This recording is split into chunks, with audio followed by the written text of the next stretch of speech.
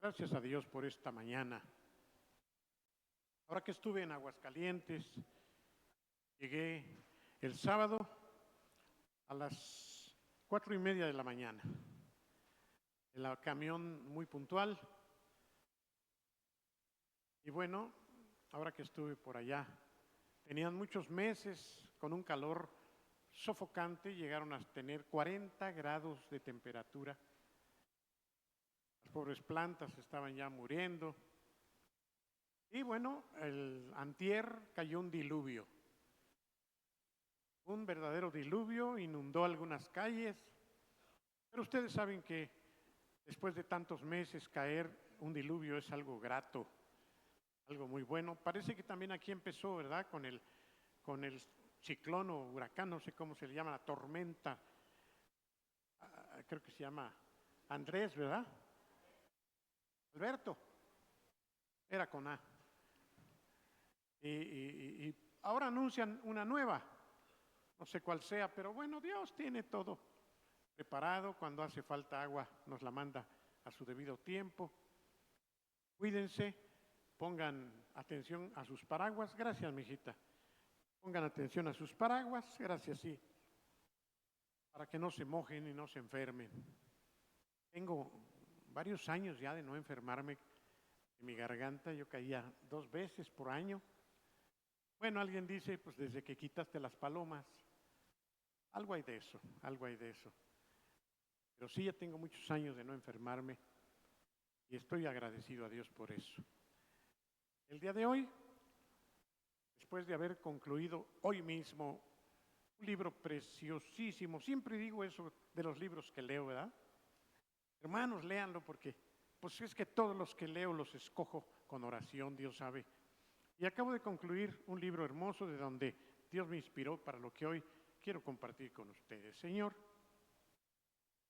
que no solamente haya sido un sentir en mi corazón, sino que haya sido de veras tu espíritu quien me mueva para que la bendición que yo recibí de esta lectura la reciban mis amados hermanos hoy aquí. Te damos gracias por tu siervo, nuestro precioso apóstol Pablo, que nos ha bendecido tanto, pero ha sido tú a través de él, a través de estas preciosas epístolas o cartas que él escribiera.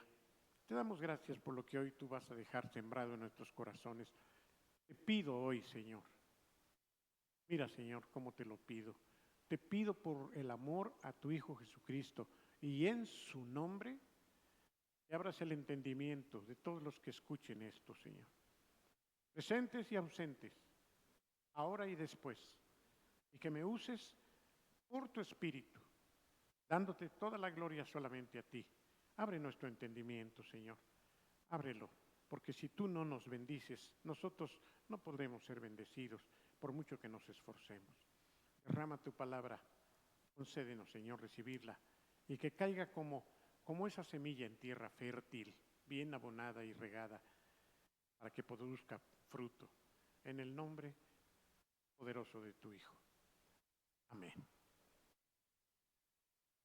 ¿De qué se trata?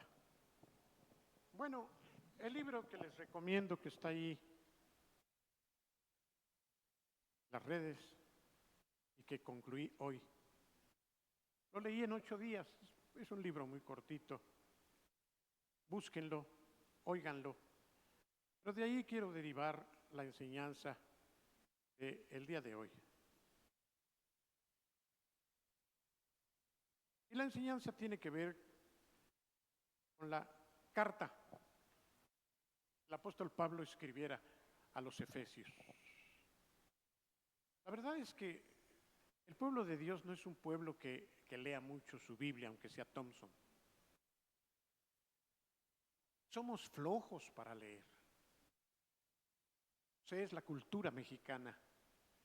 Pero cuánto trabajo les cuesta leer su Biblia. Lo sé muy bien, porque a mí también me cuesta trabajo. Pero yo no soy como usted, pastor. No, eres peor que yo. Somos flojos para leer. Por más que les invito y por más que yo me doy cuenta. Les pregunto del libro que leí y dice, es que me atrasé, pastor. Es que el asunto es que de veras les cuesta mucho trabajo. Se los doy desmenuzado. Tú puedes ir al baño y puedes ir a comprar y puedes lavar los trastes y poner ahí la grabación. Y estás oyendo, no tienes ni que abrir la Biblia o el libro, no tienes ni que sentarte. Ahí estás oyendo al pastor que te lo está leyendo. Háganlo, hermanos, es para bien. Es una bendición de veras. Aarón, ya se fue Aarón, o van a venir a las 10, pero él es mi secretario que me ayuda con los libros que voy leyendo. Y como ya les dije, este es el libro, el de mañana, el número 102. 102 libros, apenas si lo puedo creer, en 5 años más o menos. Y todavía tengo ganas de seguir leyendo, a lo mejor me voy a morir. Ahí se quedan esos libros para cuando ya no esté y les extrañe que ya no estoy y digan voy a oír la voz del hermano, ahora sí estamos extrañándolo. Y bueno, ahí van a quedar para la posteridad, para que tú sigas oyendo las lecturas de esos libros. Pues el día de hoy, les repito, concluye el libro. Andad, primero, sentaos, andad y estad firmes. Que es básicamente el tema de Efesios. Como aquí tengo mis apuntes, yo recuerdo cuando la primera vez un pastor se paró al púlpito hace como 25, 30 años y abrió aquí su laptop. Empezó a predicar, dije, qué payaso. Hijo, qué sangrón. Pues es que había pura Biblia y apuntes a mano, pero abrió su laptop. Ahora es muy común. Y ahora hasta yo uso aquí en mi teléfono porque yo no tengo laptop, pero y sí sirve porque pues te evitas estar con apuntes y ya todo lo tienes aquí bien arregladito. Y me dio gusto, hermanos, poderlo hacer en esta mañana. Ya oramos y vamos a iniciar.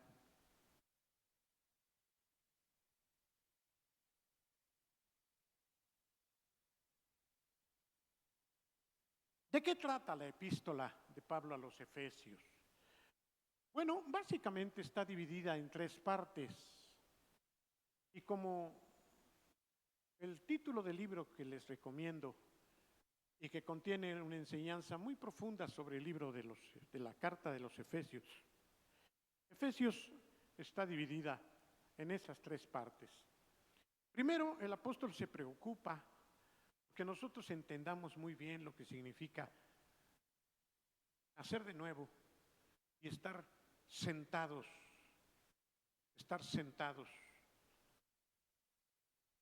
Casi siempre cuando nosotros iniciamos algo, lo primero que hacemos no es sentarnos, sino es movernos, ¿verdad? Caminar. Pero este error en cuanto a la salvación también se ha dado en la iglesia. Cuando tú le compartes a alguien y acepta a Cristo, no esperas que al otro día o desde el momento la gente cambie, ¿no es verdad? Tú esperas y le dices, bueno, mira, a partir de hoy tienes que ir a la iglesia, tienes que congregarte, empieza a leer tu Biblia, y cargamos a las personas con el buen deseo de que vayan creciendo de cosas, ¿no es verdad? Yo creo que fue tu experiencia también. Ya eres salvo y hay una pregunta en el aire. ¿Y ahora qué? ¿Qué sigue? ¿Qué tengo que hacer? Es la pregunta natural. Y casi todos te dicen qué tienes que hacer. Y te urgen para que hagas lo que tienes que hacer. Pero la palabra de Dios no nos enseña eso. La Biblia nos dice, Pablo, bien claro, que lo primero que tú tienes que hacer es sentarte. A ver, ¿cómo, pastor? Ya soy salvo. Yo creo que lo que tengo que hacer es moverme. Pues no. Tú tienes que sentarte. Tú tienes que procurar entender bien lo que significa todo está consumado. Descansa, como decía el canto. Tengo dueño. Estoy feliz. No pienses nada. No brinques, no corras, no me quieras demostrar que has nacido de nuevo. Dice Dios, no te esfuerces. Primero siéntate. Eso es lo que tienes que hacer. Siéntate. Y la Biblia lo enseña de una manera pero muy preciosa, hermano. En la vida de creyente que quiere agradar a Dios realmente, necesita empezar a aprender lo que significa haber creído. Porque estamos recibiendo la herencia de Dios.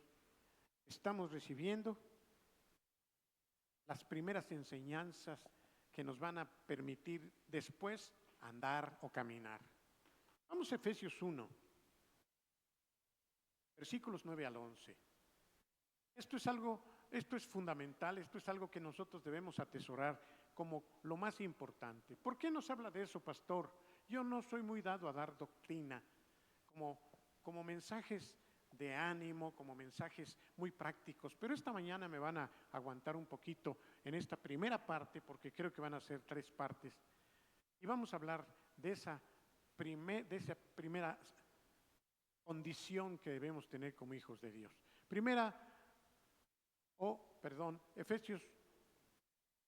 Efesios capítulo 1, versículos 9 al 11, como ya les dije. Ahí lo tenemos, Efesios 1, el 9 al 11. Yo no les di las citas previas, pero tenemos paciencia y como son muy rápidos, ahorita va a aparecer la cita y si no, la leo yo aquí. Capítulo 1, versículo 9 al 11. Dice así: dándonos a conocer el misterio de su voluntad, según su beneplácito, el cual se había propuesto en sí mismo, de reunir todas las cosas en Cristo, en la dispensación o tiempo del cumplimiento de los tiempos, así las que están en los cielos como las que están en la tierra. En él, asimismo, tuvimos, ¿qué? Herencia, repítelo. Herencia, tuvimos herencia, habiendo sido escogidos conforme al propósito del que hace todas las cosas según el designio de su voluntad. La palabra que quiero destacar aquí de entrada es la palabra herencia. Es una herencia.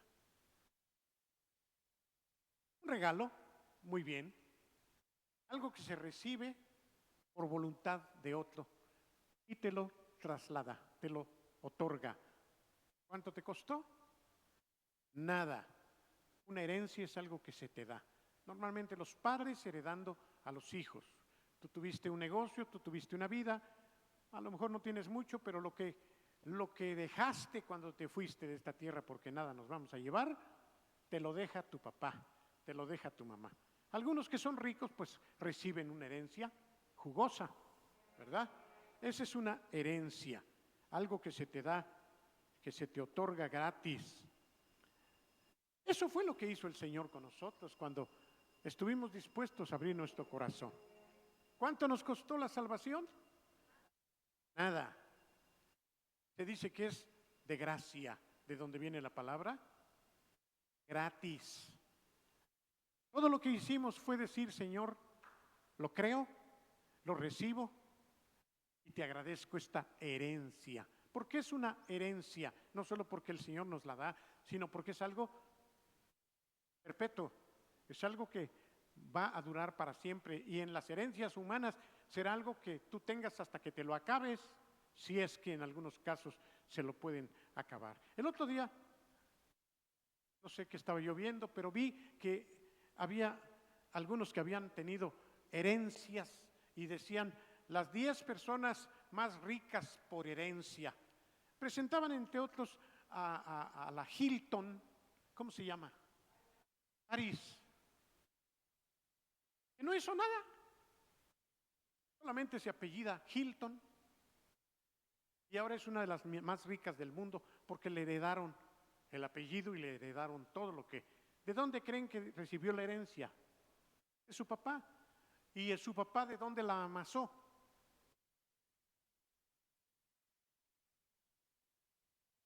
¿De dónde? ¿De qué negocios? De los hoteles Hilton, los hoteles más famosos del mundo o uno de los más famosos. Pues la Paris simplemente se sentó y un día amaneció millonaria. No ha sabido ser muy sabia con lo que heredó, pero la Hilton simplemente recibió esa herencia. Podemos decir que estaba sin hacer nada, no se lo ganó, no se esforzó, simplemente lo heredó. Y dice la palabra del Señor que nosotros hemos recibido una herencia, porque el Señor nos escogió. Para que no haya duda y problema en cuanto al escoger de Dios, con respecto al calvinismo y al arminianismo, yo sí creo que Dios nos escogió, pero nos escogió en el preconocimiento que Él tenía en lo que anteriormente o con antelación Él sabía que nosotros íbamos a decir que sí. Y cuando se habla de una predestinación, la palabra predestinación es una palabra compuesta de pre y de destino. Pre quiere decir antes y destino, predestino. De manera que Dios en toda su sabiduría preparó un destino para todos los que íbamos a creer. Como si tú supieras que vas a tener un hijo algún día y estás pensando en la casa que le vas a hacer a tu hijo sin tenerlo. Y cuando llega tu hijo, tú tienes ya todo preparado. Finalmente tienes a tu hijo, crece tu hijo y va a disfrutar de lo que con anticipación tú le preparaste. En ese sentido, Dios nos predestinó, no a la manera oficial de los calvinistas que dicen, Tin Marín de Dopingüe, te escojo a ti y a ti no. No, Dios no hace eso. Dios prepara de antemano, en general, para todos los que hemos de creer, y entonces viene a través de su Espíritu a mover nuestros corazones y nuestras voluntades, y nosotros respondemos a ese llamado del Señor, y entonces formamos parte de Dios, y lo que Él preparó o predestinó nos corresponde y lo disfrutamos. Eso es lo que hizo el Señor. Él nos predestinó con unas bendiciones muy preciosas, hermanos. Ahora bien, nuestros ojos deben ser abiertos para poder ver esto que el Señor hizo a favor nuestro.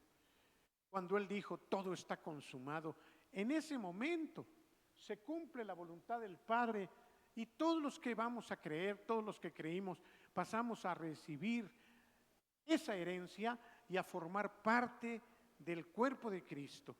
Pero el Señor tiene un propósito con nosotros.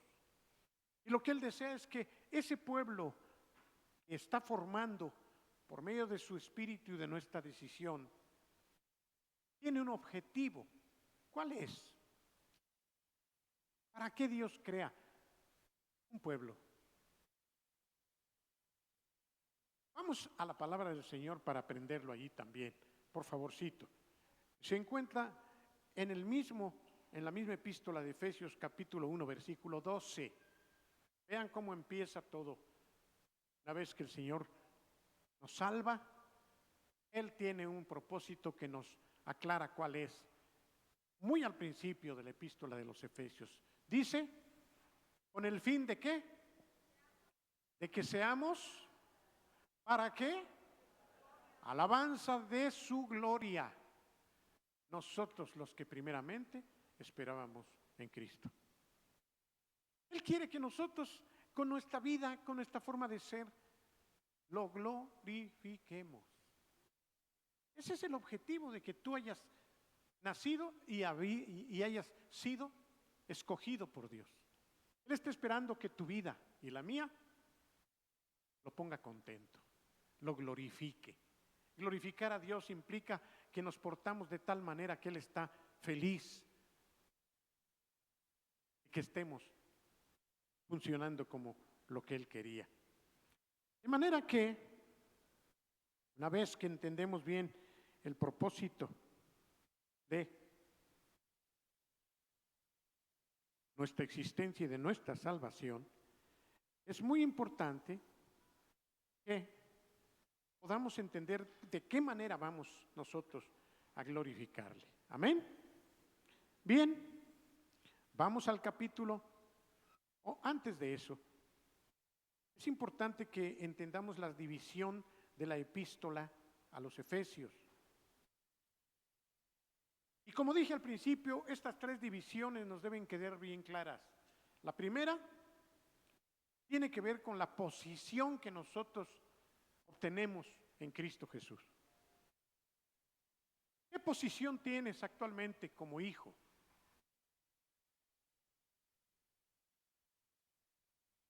Es una dependencia de papá y mamá, una casa que ellos te brindan, una relación, un cuidado. Y no dudo que tú estés pensando que vas a ser heredero también. Pero tú tienes ya una posición como hijo. Eso es algo que debe quedar bien claro. Esto lo vamos a encontrar en los capítulos del 1 al 3:21. La posición que nosotros tenemos como creyentes delante del Señor. Repite conmigo. Mi posición es ser hijo de Dios. Eres hijo de Dios. No eres cualquier criatura. No eres ni siquiera una persona, pero Dios ha querido que formes parte de su familia. Dios ha querido que tú seas su hijo. Di, soy hijo de Dios. ¿Sabes que por eso mataron a Jesús? Cuando Él se atrevió a decir que era hijo de Dios. ¿Lo era o no? Pero lo mataron porque decir soy hijo de Dios era igualarse a Dios. Estaba diciendo yo soy de la naturaleza del Padre. Y para entonces era una blasfemia. Pero imagínate que ahora tú puedas decir soy hijo de Dios, engendrado de Dios. Esto se puede entender más cuando tú volteas a ver a tu mamá, Sofi, y dices soy hija, Elisenda. Soy hija, soy hijo, Elisenda. ¿Entiendes bien lo que eso significa? Saliste de ella. Bueno, ahora imagínate otra vez lo grandioso que es decirte, soy hija de Dios. Y cuando entendemos la importancia del amor, de la cercanía, de la comunión, pensar en Dios desde el punto de vista de hijos es una maravilla, hermanos, ¿o no? Solamente es una creación de Dios, pero eres hijo de Dios. En segundo lugar, una vez que tú sabes que eres hijo de Dios y que estás verdaderamente descansando en Él, porque es por gracia y no por obras, como hijo de Dios el Señor está esperando que nosotros, lo repito, caminemos en esta vida mostrando que somos hijos de Dios. Y un hijo de Dios tiene características. Por eso cuando nos portamos mal, no se espera esto de nosotros, porque no podemos actuar como si no fuéramos hijos de Dios. Es verdad, y lo hemos dicho, que nadie tiene derecho a decir, ese no es hijo de Dios. Pero algunos hermanos nos tientan demasiado como para decir que ese no ha nacido de nuevo. Sí, hermano. Hay algunos que se comportan no como hijos de Dios, sino como alguien que no es hijo de Dios. ¿Qué se espera de ti como hijo de quien eres hijo? Es que te parezcas a tus papás. Y si tus papás son lo mejor, pues tu comportamiento tiene que ser similar a lo que tu papá y tu mamá es, porque de ellos veniste, porque ellos te educaron. De manera que si decimos que somos hijos de Dios, debe haber algunas características en la condición en la que nosotros estamos ahora. Y tiempo nos faltaría para mencionar algunas, pero los hijos de Dios deben ser diferentes a los que no son hijos de Dios. ¿Están de acuerdo conmigo? No se trata de imponerte. Tú como hijo de Dios tienes que... No, porque el Espíritu es y será quien te indique la manera de caminar, pero tú tienes que reflejar lo que es Dios. Ustedes esperan que Rihanna refleje lo que ustedes son. Por eso buscarán el mejor ejemplo para ella y el mejor comportamiento. Y si Rihanna se comporta muy por debajo de lo que ustedes son, ustedes estarían decepcionados porque dirían, oye, en nada te pareces a nosotros, Rihanna. Parece que eres hija de otra familia, de otras personas. Pero qué diferente cuando tú estás esperando que Rihanna se comporte, tú podrías decir, pues es que es mi hija. No puede ser de otra manera. Amén. Yo estoy muy contento como papá de 5 hijos que sirven a Dios. De veras estoy muy feliz, especialmente con este hijo mío que me honra y me ama. Y espero que mis hijas no oigan, porque el decir especialmente no estoy diciendo más que especialmente. Le doy gracias a Dios porque Él es pastor. ¿Es de extrañarse? ¿Es algo muy raro? ¿Es algo muy curioso, Caro? ¿Por qué no? Porque yo soy pastor. Yo esperaba que mis hijos, desde que me los dio el Señor, amaran a Dios, buscaran a Dios, conocieran a Dios, caminaran con Dios y finalmente sirvieran a Dios. Y cuando pasa todo ese tiempo, Caro, y resulta que él está siendo un pastor, ¿qué creen que puedo pensar, Oli? ¿Qué puedes esperar tú? ¿Qué esperas de tus hijos, Carlos?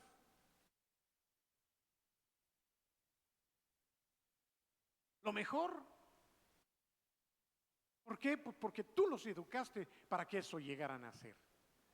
Entonces, es importante en nuestra vida como creyentes, que es la segunda parte de la carta, muestre la realidad de lo que nosotros somos. Por eso choca cuando tú como hijo de Dios tienes un hijo que se comporta como un impío. Por eso el apóstol Pablo es muy exigente cuando dice, es bueno que tú desees ser un ministro, pero es necesario que antes que seas un ministro, si tienes familia, tu familia respalde tu llamado. Que tú no puedes ser un ministro si tienes hijos que parecen hijos de todo menos de un ministro. Eso dice la Biblia. Yo me he visto confrontado a esta situación con los pastores que están a mi lado y soy muy exigente en ese sentido. Obviamente, al ser yo muy exigente, ellos no me dan chance. Pero cada uno de ellos sabe que si no funcionan como lo que se espera de ellos con base en la palabra, no pueden ser un ministro. Y una de las cosas que la Biblia nos dice es que si tú tienes hijos y eres un pastor, tus hijos deben caminar como un hijo de pastor. No pueden ser acusados, oye, tu hijo es un tal por cual, y tú eres pastor. Tu hijo anda de novia en novia, y es un rebelde, y reprobó todas las materias, y nadie lo quiere, pero tú predicando en el púlpito. ¿Es congruente? La Biblia dice, tú no puedes estar al frente. Yo mismo he vivido ese tipo de situaciones y me ha dolido. Por eso Beto tiene que estar muy cuidadoso de que mis 3 nietas no tengan cola que les pise y que cuando ellas actúen y vivan puedan decir, bueno, ellas se portan bien porque son hijas del pastor. Él tiene un gran compromiso y el día que Dios no lo quiera, alguna de ellas empiece a portarse mal, tenemos que venir con Beto y decirle, Beto, ¿qué pasó con Tamara? Por decir Tamara. ¿O qué pasó con Becky? ¿Cómo es que ya está embarazada? Dios nos guarde. ¿Qué tipo de pastor eres?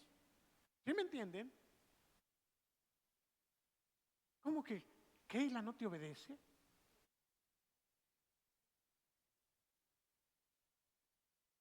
¿Dónde está? Pues no sé, papá, es que me dijo que se iba a ir por un tiempo y que, ¿cómo se iba a ir por un tiempo? ¿Con quién se fue? Pues no sé, no me dio ni su dirección. ¿Y tú qué has hecho, Johnny? Pues es que papá ya no me obedece. Oye, Johnny, ven para acá. O arreglas esa situación o te olvidas de estar predicando. ¿Qué ejemplo está haciendo? No sabe ni dónde está Keila. Digo por decir Keila, ¿verdad? Estoy hablando con propiedad, estoy dándoles a entender, hermano. Porque nosotros somos los primeros en ser ejemplo o debemos ser un buen ejemplo y cómo nuestra familia está caminando. Imagínate tu pastor y tu esposa es una rebelde de 7 sueldas. Y se porta mal y no te obedece y siempre está de rebelde y no quiere saber nada de la iglesia y tienes que venir solito y cuando te decimos, oye, tu esposa, no, pues ella no quiere venir. ¿Por qué? Pues es que no le gusta la iglesia. ¿Quién es responsable? Pues el esposo, y más si es un pastor. ¿Sabes qué? No sé qué vas a hacer, pero tú tienes que convencer a tu esposa que su comportamiento no es de buen testimonio, tú tienes que ayudarla a que ella cambie esa actitud. Y así estamos, ¿eh? No precisamente con este ejemplo, pero mi propia vida, hermanos, ¿ustedes creen que ellos me dan chance? Están bien pendientes y me están... Y yo le doy gracias a Dios porque no estoy solo. Pero esto es ya una forma de vivir que viene como consecuencia de una posición que yo tengo en fe delante del Padre. Creí en Él, sé que soy hijo de Dios y entonces me comporto como un hijo de Dios. Eso es lo que el Señor está esperando. Pero no estamos hablando del andar, sino primeramente de la posición que nosotros tenemos. Y la tercera parte de la epístola tiene que ver con nuestro adversario, el diablo. Por eso al final de la epístola, el apóstol, como lo vamos a ver en la tercera parte, está hablándonos de lo que Él nos ha dado como herramientas para poder hacerle frente al adversario. No estamos solos, además de que lo tenemos a Él, nos ha capacitado, nos ha vestido para entonces enfrentar al enemigo. No para buscarlo y pelear, eso no dice la Biblia, sino para mantenernos firmes. Y cuando Él venga, no nos va a mover de aquí. Y estamos con la espada y con el escudo y con el casco y con las grebas y con...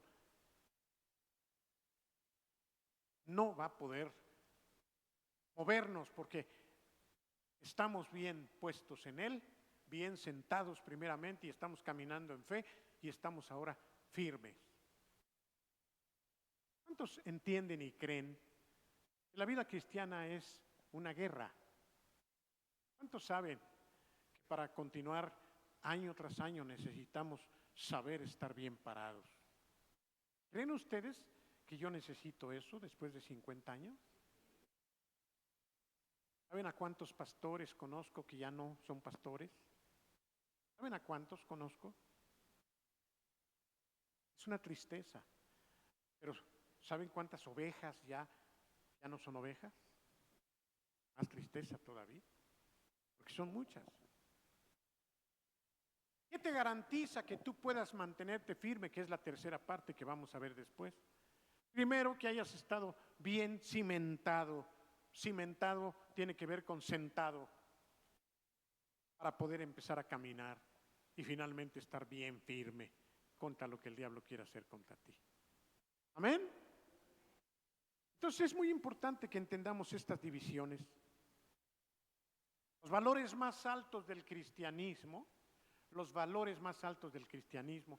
nos los presenta Pablo en esta carta de los Efesios. Eso es lo que nosotros podemos comprender para poder conducirnos como verdaderos creyentes. Esta carta preciosa tiene mucha riqueza espiritual. Nuestra vida es una unión con Cristo en lugares celestiales primeramente. Estamos sentados en lugares celestiales. Repítelo conmigo. Estoy sentado en lugares celestiales. Eso dice la palabra. La segunda mitad nos enseña en términos muy prácticos cómo debemos vivir esa vida, los que estamos aquí en la tierra. Pero vamos a la primera palabra en el capítulo 2, versículo 8, para que vean que esto es algo que la Biblia enseña. Efesios 2, 8.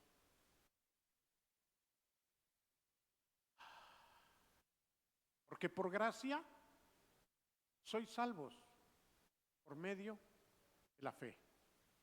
Y esto no depende de ustedes, pues es un don de Dios. Esta es la experiencia cristiana. En ese don de Dios podemos estar sentados. Dice la Biblia que nos ha hecho sentar con Cristo en lugares celestiales. Y todo creyente ha de comenzar su vida espiritual desde ese punto de descanso. A medida que avance van a poder comprender bien este aspecto. En la segunda parte sí nos habla ya de andar, pero eso se encuentra hasta el capítulo 4. Y en la tercera parte nos habla de estar firmes, pero está hasta el capítulo 6. Bien, por tanto, vamos al versículo 6 del 2, por favor. Capítulo 2, versículo 6.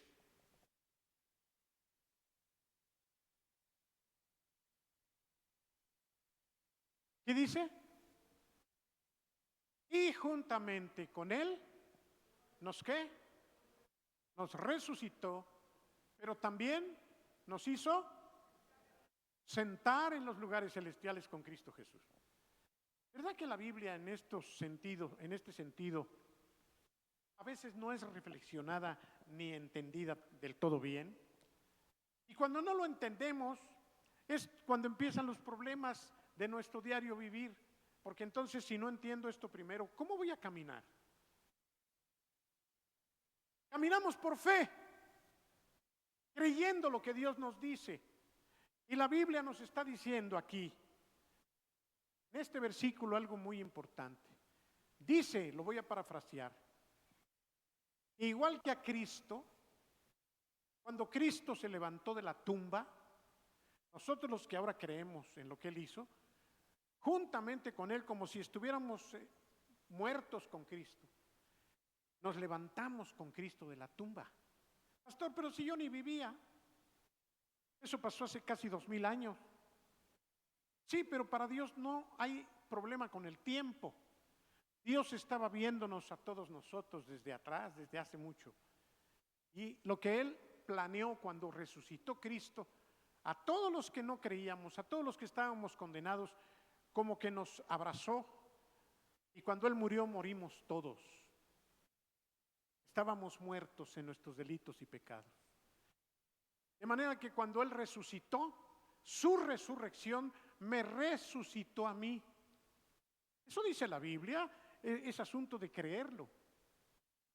Así que cuando yo acepté a Cristo, aunque fue hace algunos años en este siglo, en el pasado, lo que Él hizo hace 2000 años se hace realidad en mi vida. Y entonces yo también puedo decir que resucité junto con Cristo. Tú y yo hemos resucitado de haber estado muertos, ahora tenemos vida en Cristo Jesús, porque Él se levantó de la tumba. Por eso, como dice el apóstol, si nosotros creyéramos simplemente en Cristo, pero no en su resurrección, ¿qué dice? Vana es nuestra fe y vendríamos a ser los más dignos de conmiseración. Mira estos cristianitos que creyeron en Cristo. En un Cristo que terminó muriendo. ¿Qué fe es esa? Pero nosotros no solo creemos en Cristo y en que murió, sino creemos que Él se levantó de la tumba. Eso es lo que nos da también a nosotros la garantía de haber sido resucitados juntamente con Cristo. Cuando Cristo se levantó, no solamente resucitaron algunos que vivían allí, sino que espiritualmente tú y yo fuimos resucitados. Nos cuesta un poco de trabajo esto porque el tiempo nos trae conflicto. Hace 2000 años Él resucitó, pero yo ni siquiera había nacido. Pero repito, para Dios no hay problema en cuanto al tiempo. Él sabía que tú y yo íbamos a creer. Y Él dijo, déjeme decirlo así, estoy resucitando ahorita, pero junto con Cata, que va a creer 2000 años después, estoy viendo a Cata que resucita junto conmigo. Lo que ella va a recibir entonces lo hago desde ahorita a favor de Cata.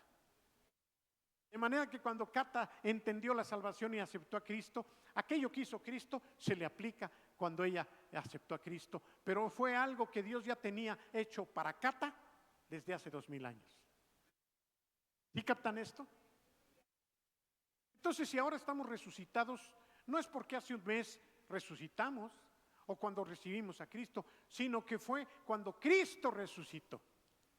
Allí, aunque no estábamos nosotros, ya fue la herencia preparada para que cuando nosotros dijimos, creo en ti, Señor, su resurrección es mi resurrección. Y puedo entonces decir que resucité juntamente con Cristo. Amén. Esto es tremendo, hermanos, es algo muy bello. Bien.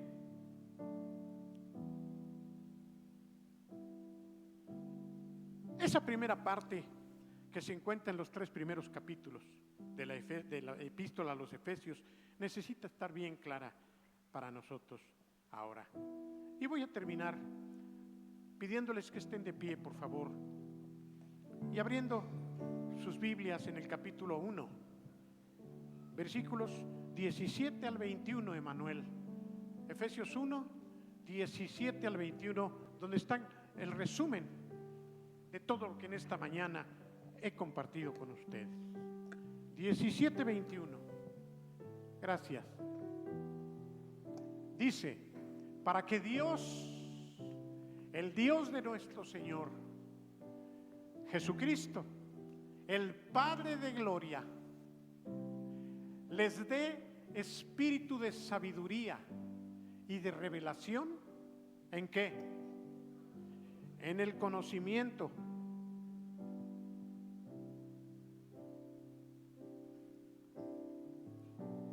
Es 1:17. ¿Sí estamos bien? Sí.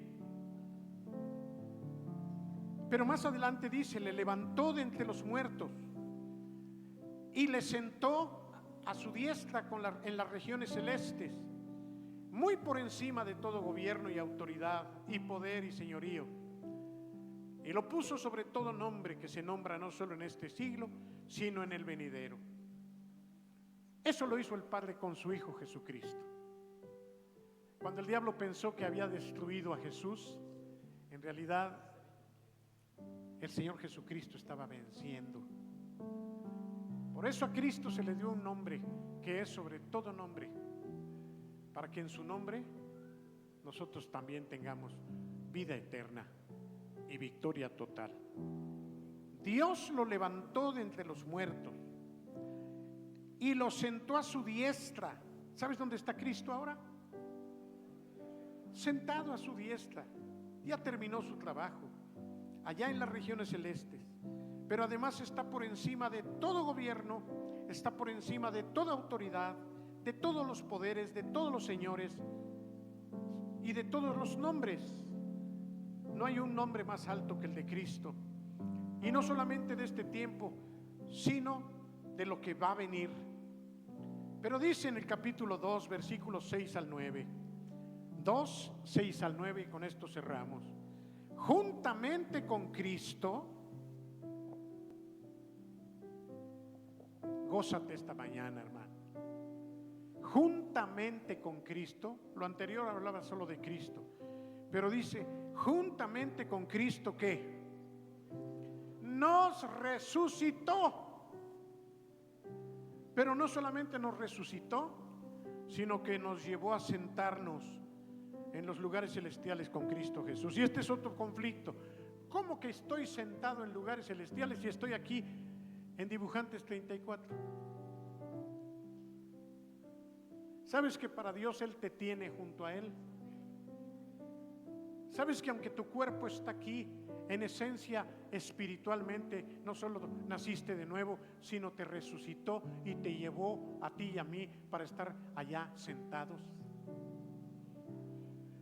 Yo sé que tú no te ves sentado allá, pero por la fe el Señor quiere que nosotros lo creamos y lo declaremos.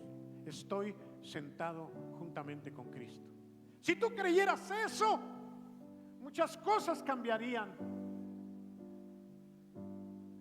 Muchos milagros se ocurrirían. Tú sentada con Cristo allá arriba, por encima de todas las autoridades y poderes. Sí, hermano. Si lo creyéramos, caminaríamos de una manera diferente. Yo estoy sentado con Cristo. ¿Y saben por qué? Porque soy salvo por su gracia, porque creí en Él. Y además aún eso no es cosa mía, no es por mi bondad. Dios me lo dio también. No es por portarme bien, para que yo no me sienta muy grande. Solamente fue por su amor y por su gracia. Levanta tu mano derecha, por favor. Esto sí vamos a proclamar y a declarar en el buen sentido. Repite conmigo. Soy hijo de Dios. Resucité con Cristo y estoy sentado con Cristo a la diestra del Padre. Dios te conceda, como Pablo oraba, que tengas esta revelación y esta fe, para que ahora que salgas no te compares con nadie, y menos con los que no tienen a Dios. Que tú sepas que para Dios eres su hijo y que tienes una posición de descanso y de fe para poder caminar como Él espera. Inclina tu rostro. Señor, yo también te pido, como el apóstol Pablo, que nos concedas comprender estas profundas verdades, que tengamos la bendición de entender lo que significa haber creído en ti y que nos coloca en una posición de descanso, de espera, de fortaleza, de promesas cumplidas, de privilegio con Cristo al lado tuyo. Déjanos entenderlo, déjanos creerlo, que aunque nos veamos muy humanos y muy en esta tierra, sepamos que para ti, si nosotros lo creemos, hemos resucitado y estamos contigo a tu diestra, Señor. Porque después de haber comprendido esto, comprenderemos entonces cómo vamos a poder caminar. Yo te ruego porque mis hermanos reciban esta luz y puedan ellos estar contentos y alabarte como hoy lo hicimos, sabiendo la posición que tenemos a tu lado. En el nombre de Cristo Jesús. Amén. Dios te guarde. Cantemos para despedirnos.